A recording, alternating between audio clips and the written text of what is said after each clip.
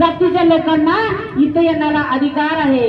कारण इथं आहे का प्रत्येक ठिकाणी जा, कुठंही जाण्यासाठी काय लागतं महाराज? तिकीट लागतंय, तिकीट.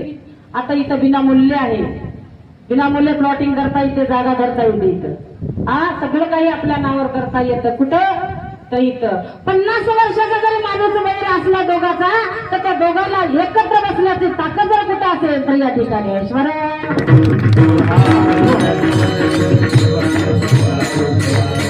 जीवनामध्ये सार म्हणजे काय फार वेगळं सार नाही. संत सांगतात की बाबा नामच सार आहे.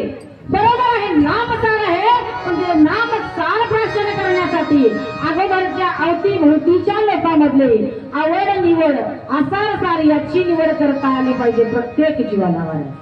सत्ता करणं, पंगत करणं, अन्नदान करणं, ज्ञानदान करणं म्हणजे अन्नदान करणं म्हणजे काही जास्त अन्न झालं म्हणून अन्नदान करायचं नाही.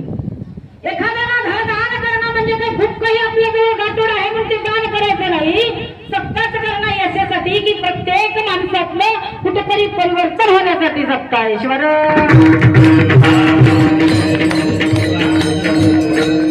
सत्ता येताना रिकाम्या हाताना आला आणि जातानाही रिकाम्या हाताने जायचंय, काळजी करू नका. 5 बोट दिले देवाला हाताचे, हात वर करून दाखवा बरं. 5 दिले, सत्य प्रमाणपणा. कोण दिले सांगा बरं पुरुष मंडळी तुम्हाला? सासरवाडच्या ना? कोण म्हणले सासरवाडच्या? सासरवाडीच्या हात दिला नाही, हाताला लावायची एक अंगठी दिली असं. कोण्या बोटाला? 5 बोट आहेत. 5 बोटाचं नाव सांगते, ऐका. तुम्ही शिवपुराण ऐकत आहात? सगळं काही त्याच्यामध्ये आहे. 5 बोट आहेत या हाताचे, तर अंगुष्ठा, तर्जनी, मध्यमा, अनामिका आणि कनिष्ठा हे 5 बोट आहेत. आणि या देहाला पंचतत्वानी दिलेला देह आहे. पृथ्वी, आकाश, वायू, तेज म्हणजे या तत्वापासून आपली तुमची आमची उत्पत्ती आहे.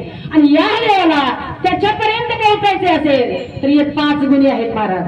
हे तुमचा जय बी करतात बोट आणि पराजय करतात. एक लक्षात घ्या. अंगुष्ठा, अंगठा टाका, काय होते?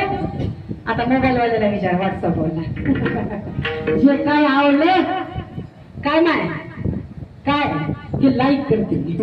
आणि हे बोट काय करते? तर्जनी. बोला, जास्त बोलायचं नाही. माझ्यासारखा मीच आहे, फार काही बोलू नको, मला सर्वच तुझ्या फुलाचं माहित आहे. कोण म्हणते? तर्जनी. मध्यमा काय म्हणते? तुम्ही दोघंही बाजूला व्हा पण मज साधून जाऊ द्या म्हणते तर्जनी. हे अनामिका. त्याला कितीही येऊ द्या, हो येऊ द्याच म्हणते. म्हणजे प्रत्येकाला धनाची अभिलाषा असते. कोणी बोटाला या, आणि हे धनाची अभिलाषा